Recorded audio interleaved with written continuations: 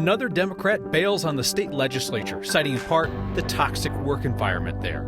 The news that CU football pumped more than $100 million into the economy, it feels good to say, but is it actually true? There is no doubt that the football games have helped the Boulder economy in general. It's just a question of how much. Denver Health starts offering elective abortion services and explains why. A Coloradan with an enormous collection of African art wants to share it with everyone else. And we learn just how you go about releasing a wolf if you don't want it to turn around and attack the governor. You learn something new every night here on Next. It's starting to look like the state capitol is a really horrendous place to work.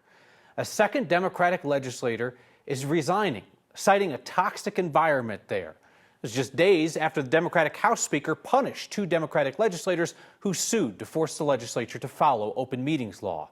Saeed Sharbini, a freshman Democrat representing Adams County, is headed for the exits. Today, he announced he'll resign at the end of the year. So a week and a half.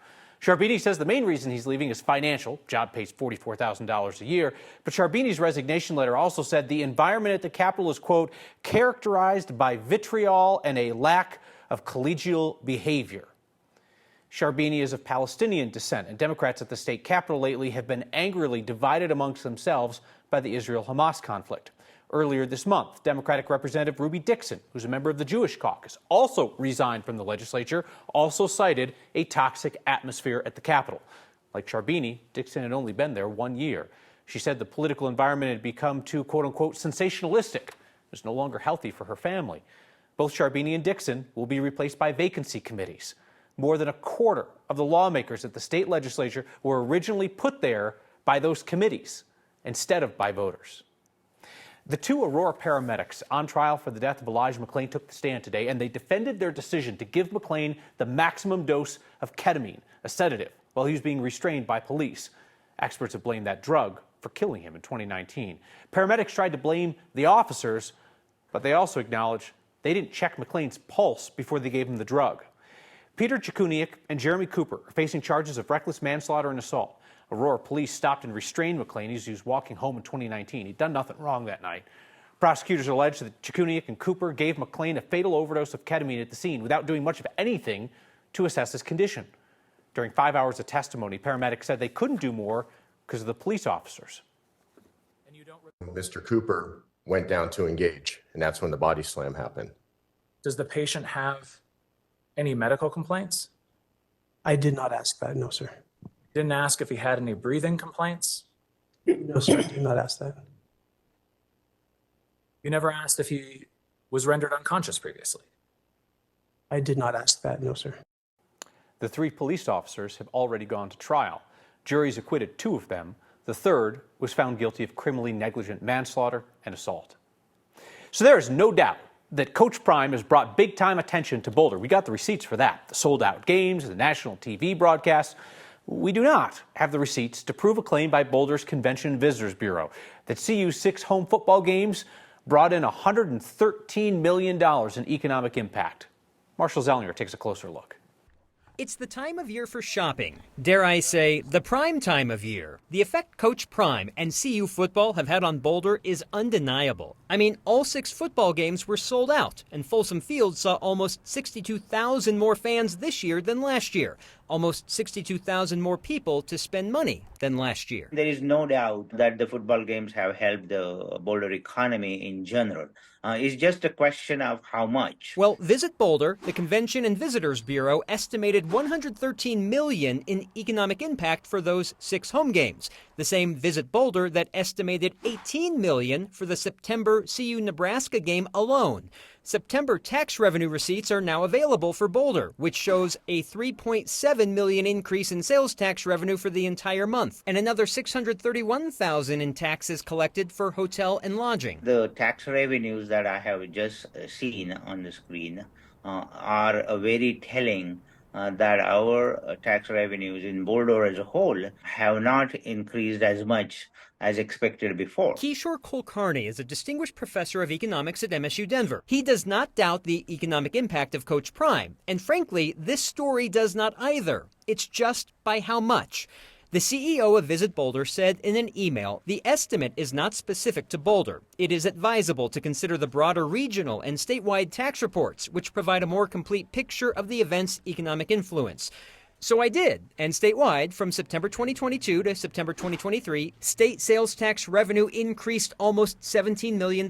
We can be optimistic. We should be optimistic. There is clearly an economic impact of all the football games. The one area that saw undisputed growth was the CU Boulder campus. Ticket sales increased $20 million from last year. And of Boulder's $3.7 million sales tax revenue increase in September, $3 million came from spending on CU's campus.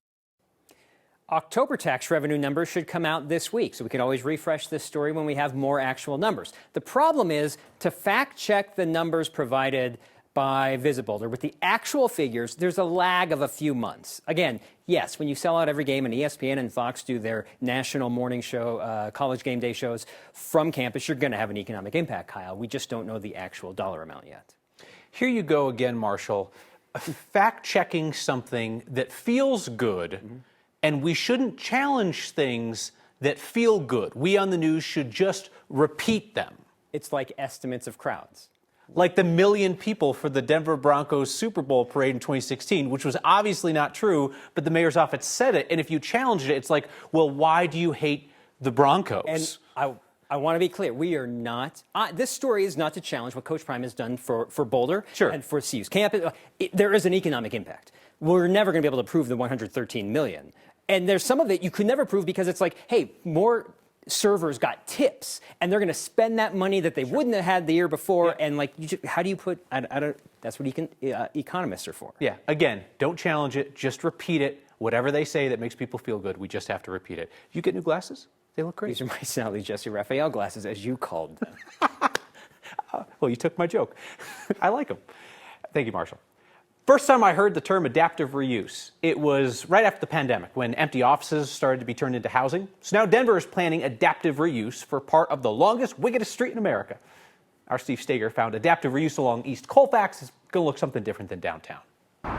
There was a lot of community interest about preserving some of the existing neighborhood character. Colfax is about to undergo quite a bit of change to add bus rapid transit lanes and more mobility.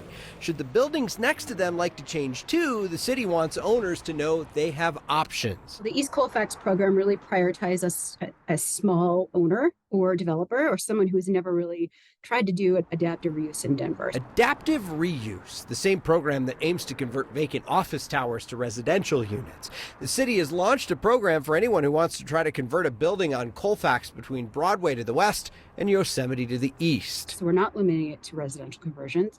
The intent here is to help support some of the existing small business owners, et cetera, maintain some of the neighborhood character, and then also try to support some of the oncoming changes with the BRT. Say a pawn shop wants to become a restaurant. It can be expensive to retrofit a building, so through this program, the city wants to work with small business owners to find financing and other grants that might be available. Downtown, you're looking at really big buildings, probably sophisticated development teams. They have designers, they have accountants, et cetera.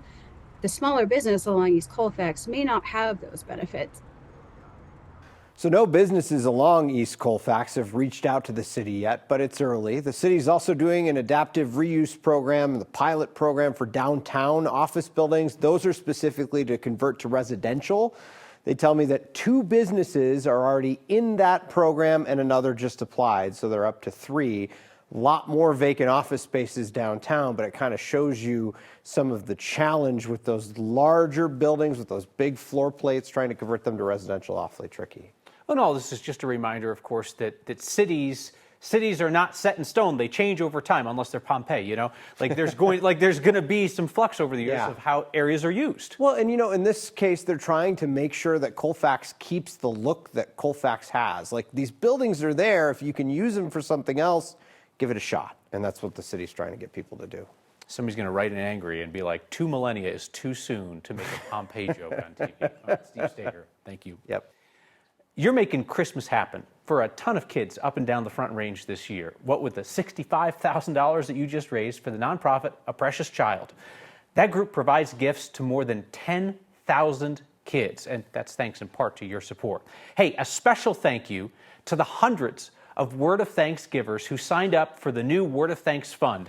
It's something we've put together so you can simplify your giving, if you choose, with a recurring donation that'll be split evenly among all the nonprofits that we feature. You only have to put in your info once. If you know of a cause that could use our help together as a community, let me know. I read each and every email that you send to next@9news.com. We've been full every day since we opened. Denver Health expands abortion services because of a specific type of new patient. The first reintroduced wolves are turned loose in Colorado with a safety measure in case any of them tried to eat the governor. And for decades, a huge collection of African art was unseen by most people. Now it's going on display.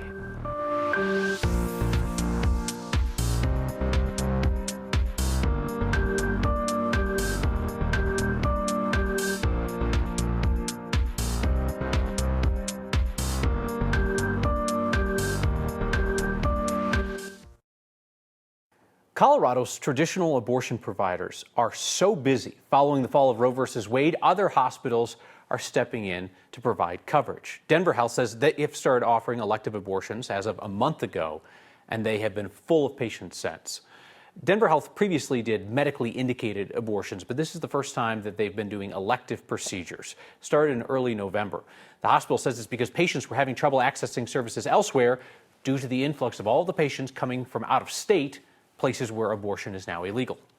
The abortion demand in Colorado has gone up so significantly since the Dobbs decision and the changes in the states around us that we and our patients can't really rely on the availability of access in the community. So on one page, it's just adding another availability for patients in the Denver area for abortion access. Denver Health is offering abortion care 1 day a week, and they say that they have had full schedules every week. Denver Health treats people regardless of insurance coverage, but they say the majority of their patients are either uninsured or they're on Medicaid, which does not cover abortions. The governor released wolves in Colorado today. In fairness, the governor was just doing exactly as he was ordered to do by voters. So how do you release a wolf? Very carefully, it would appear.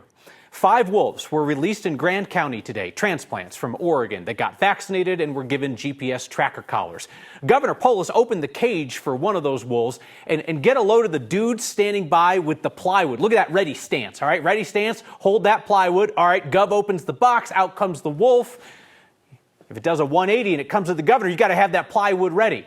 The plywood shield teams are fascinating to watch. Max concentration from all of these guys. Any wolf that wants a Polish snack is going to have to come through them. And 3/8 of an inch of composite wood material. Lauren Robinson, how in the world is this a plan to fend off a wolf? Like, you see kids like in Taekwondo classes that bust through wood that's tougher than that. But no, get that plywood ready, baby, in case he comes at the governor.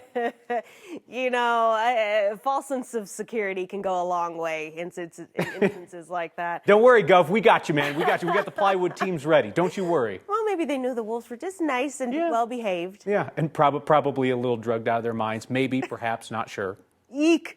All right, well, as we go over the next few days, we're going to continue to see very warm, dry weather. Stick around all the way until maybe around Christmas. We have a live look outside at Glenwood Springs, a beautiful shot here. 42 degrees out at DIA, cloudy. We have winds coming in from the north-northeast at 6 miles per hour, making it feel closer to 38 degrees out there. Now, we do have a system off to the west, and that's what's going to bring us some possible snow showers as we make our way into next weekend. In the meantime, though, we're dry, very cloudy, and very warm for this time of year. Overnight, our lows are only going to drop to around 33 degrees, where our seasonal low this time of year is closer to 18 degrees. So very cloudy, very mild, very calm as we go into the overnight hours. Tomorrow, though, we're going to see that in and out cloud cover stick around. We're also going to see very warm weather stick around. As we can see, 67 degrees for our high. That could also match or break our existing record of 67 degrees set in 1917. So a record-breaking day possible tomorrow. And even after that, we're going to continue to see these abnormally high temperatures stick around in the upper 50s through the rest of the week, just some in and out cloud cover. It's not going to be until this weekend where we're going to watch for a rain-snow mix late Saturday, transitioning to scattered snow showers by Sunday for Christmas Eve, and we could see some lingering snow showers early Christmas morning. An art collector had a museum's worth of beautiful pieces at home, and now he's displaying hundreds of them for everyone to see.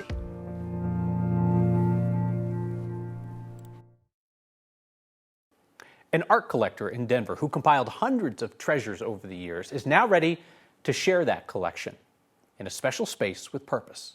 In the late 80s, I was introduced to African art on a major level, and so now I have over 1,200 pieces, which is total madness, but it's wonderful. My name is Paul Hamilton. I'm an African art collector and an educator. I grew up in Pueblo, Colorado, and when I was growing up, I'm 82 now, to say African was a bad word. You know, we had the Tarzan image and all that type of thing, so it was so negative.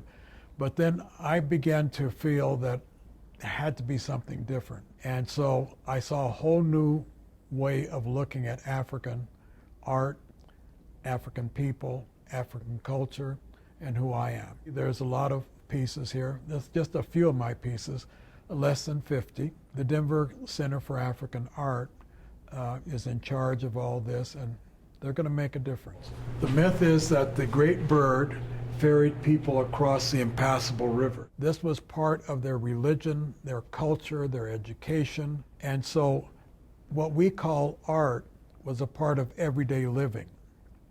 And everyday living included these items. Those represent females and the power of females. The basis of what we call modern art today is African art. Picasso had an African art collection.